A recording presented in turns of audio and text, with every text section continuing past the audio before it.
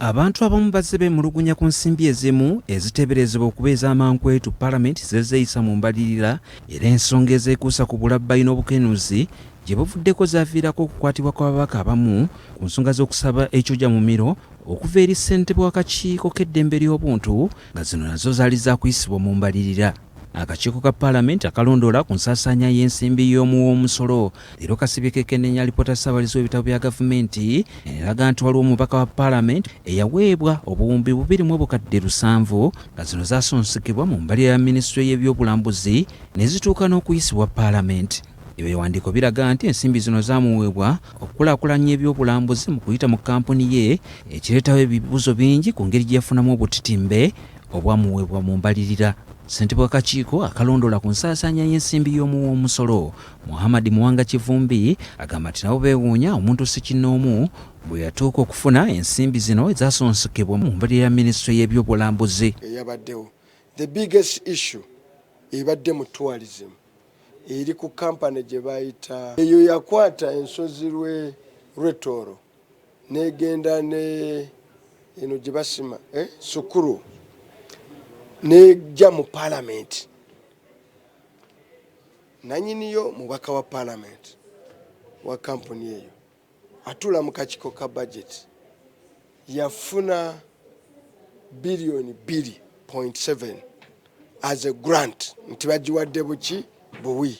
Ono agamba nti ensimbi ezasooka okumuweebwa ku zino tezimanyiddwa ku nsaasaanya. Agenda okukola audit ogenda otuukayo nga miliyoni 600 feezi esooka tewali zezaali zikoze nga n'endala zaagiremu okukozesa ziri mu banki naye nga grant yagifuna wano yagifuna mu gavumenti.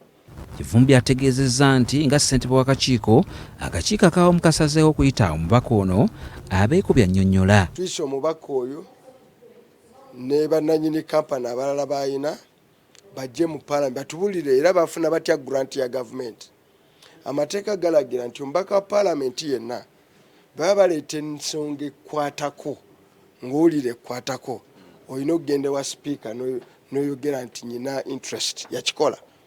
Era mu bukiiko waba badebatingira tobaamu yalimu kubanga yali budget reallocation okuva mu ki mu Paalamenti ku kakampuni akatakola mulimu nagumu gonna gwe kaali gakoze. Kyova tugambye Ministry 1 tugisabye eyimirize okusasula ezikyaliyo wakati baagaye nti ebyo nababimaze baagala endala bazitwale okutuuka nga tumaze okuinvestigatinga kampani eyo. Akakiiko ke kamu neera kayise bassentebe b'obukiiko bwa Paalamenti babiri okuli akakiiko k'embalirira n'akakiiko k'ebyobulambuzi abayinza okuba nga bamanyi ku nsonga zino. And we have also interested the chairperson of the budget committee to come along with him.